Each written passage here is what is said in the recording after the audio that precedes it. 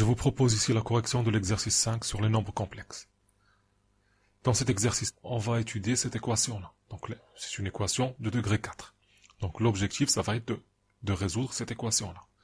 Donc, dans un premier temps, on va faire une transformation de cette équation-là. On va poser petit z est égal à grand z au carré.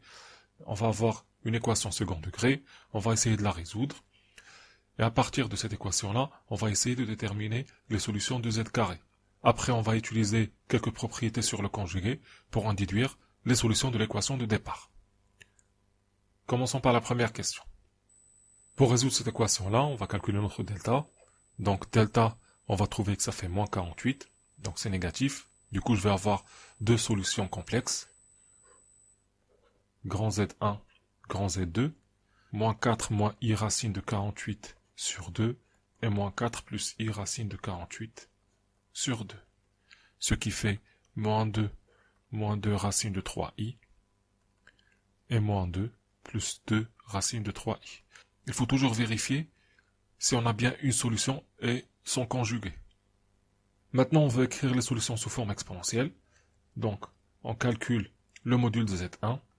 Donc, ça fait racine de moins 2 au carré plus moins 2 racine de 3 au carré. Ce qui fait racine de 16, ce qui fait 4. Maintenant, on essaie de trouver l'argument.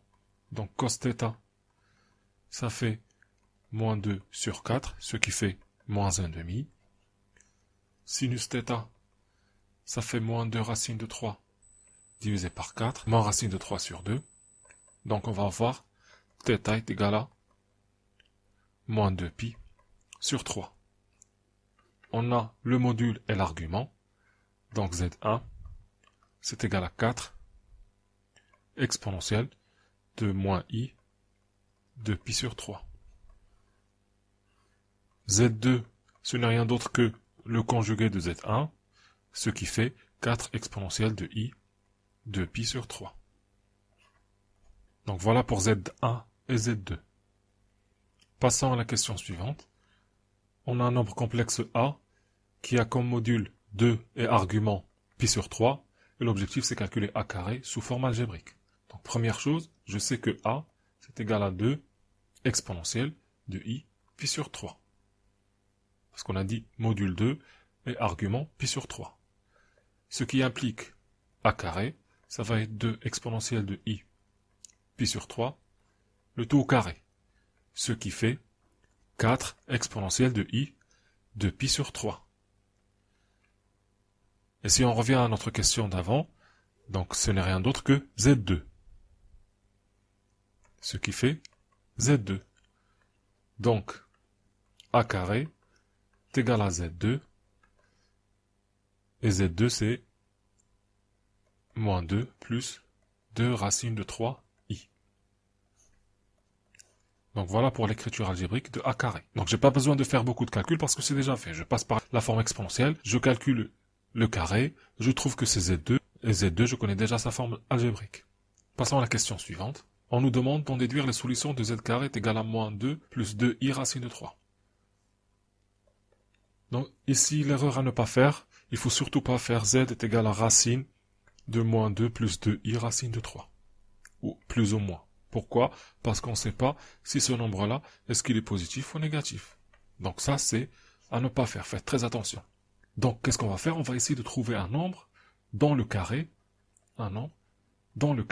est égal à moins 2 plus 2i racine de 3. Et justement, on vient de le faire. On sait que le nombre a qui est égal à 2 exponentielle de i pi sur 3, je sais que son carré, a carré, est égal à moins 2 plus 2i racine de 3. On vient de le faire.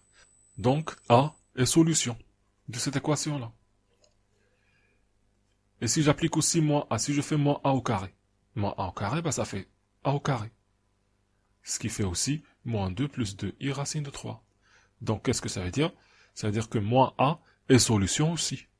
Donc, je viens de trouver mes deux solutions. 2 exponentielle de i pi sur 3 et moins 2 exponentielle de i pi sur 3. Maintenant, il suffit juste de calculer la forme algébrique.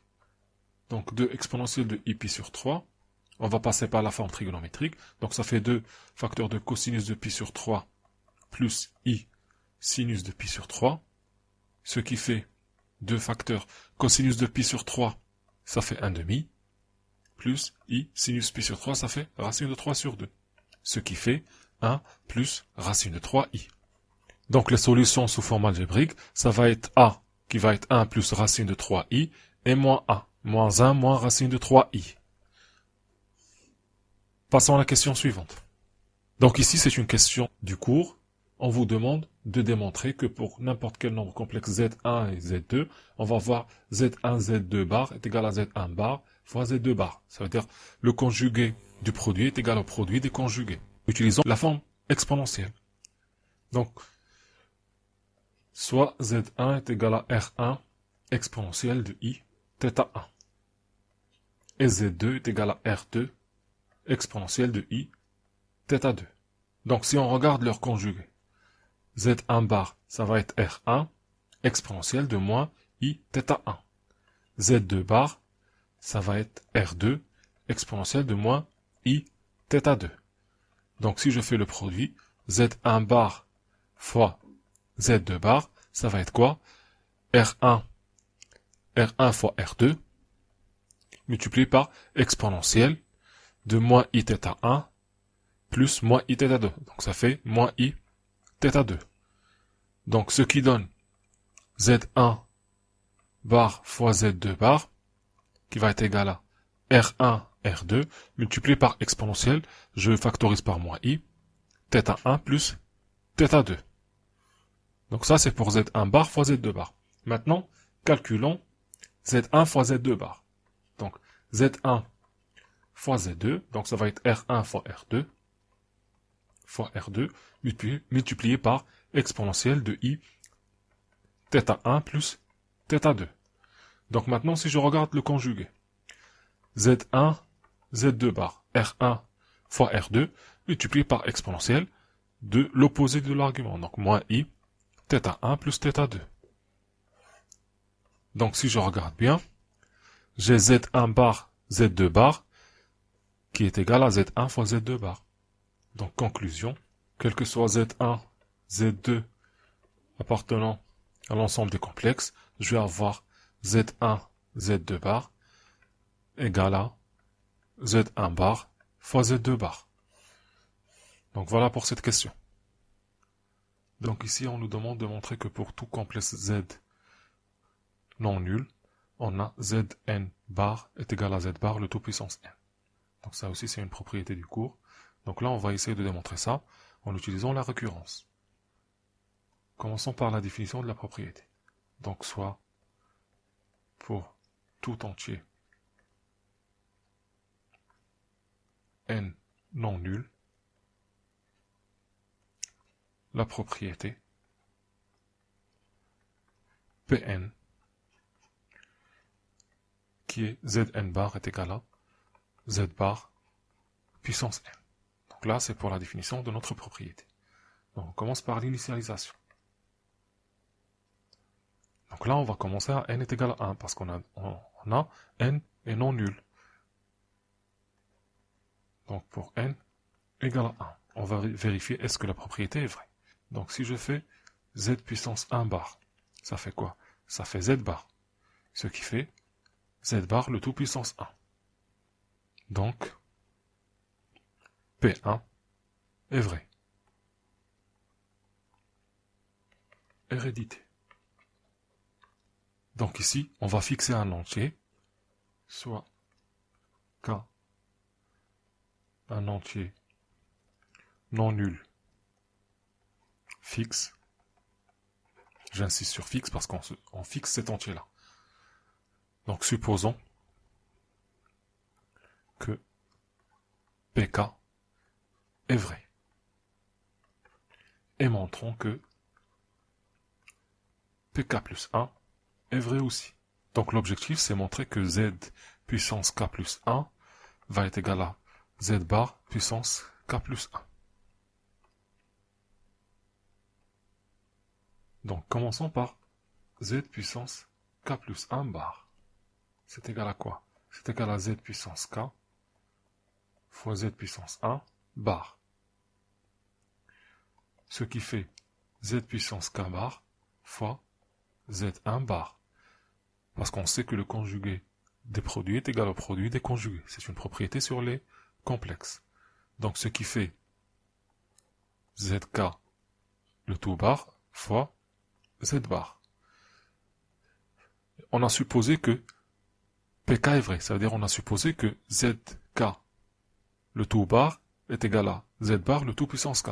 Donc du coup, je peux dire que ça fait Z bar, le tout puissance K, fois Z bar. Donc ici, par hypothèse de récurrence. Et ça, c'est quoi? C'est Z bar puissance K plus 1. Parce que ça fait Z bar puissance K fois Z bar puissance 1, ce qui fait Z bar puissance K plus 1. Donc regardez, on vient de montrer que Z puissance K plus 1, le tout bar, est égal à Z bar puissance K plus 1, en utilisant forcément l'hypothèse de récurrence. Conclusion. On a montré que la propriété Pn est initialisée et héréditaire. Donc, par récurrence, on a, quel que soit n supérieur ou égal à 1, Zn bar est égal à Z bar puissance n. Et voilà pour la démonstration par récurrence. Passons maintenant à la question suivante. Ici, on nous dit de montrer que si Z est une solution de l'équation E, alors son conjugué Z bar est aussi solution. Donc je vous rappelle ici l'équation E. Donc l'objectif, c'est montrer que si Z est solution, alors Z bar est solution aussi. Ça veut dire, si je vérifie Z bar puissance 4 plus 4Z bar au carré plus 16, ça doit être égal à 0. Donc c'est ça l'objectif. Donc calculons ça. Donc Z bar puissance 4 plus 4 Z bar au carré plus 16 égale. Donc l'objectif, c'est on doit montrer que c'est égal à 0, sachant que Z vérifie aussi cette équation. Donc, d'après ce qu'on vient de voir, on sait que Z bar puissance 4, ça fait Z puissance 4 bar plus 4 fois Z au carré bar plus 16. On peut dire aussi que ça fait Z puissance 4 bar plus 4 bar fois Z carré bar plus Z bar.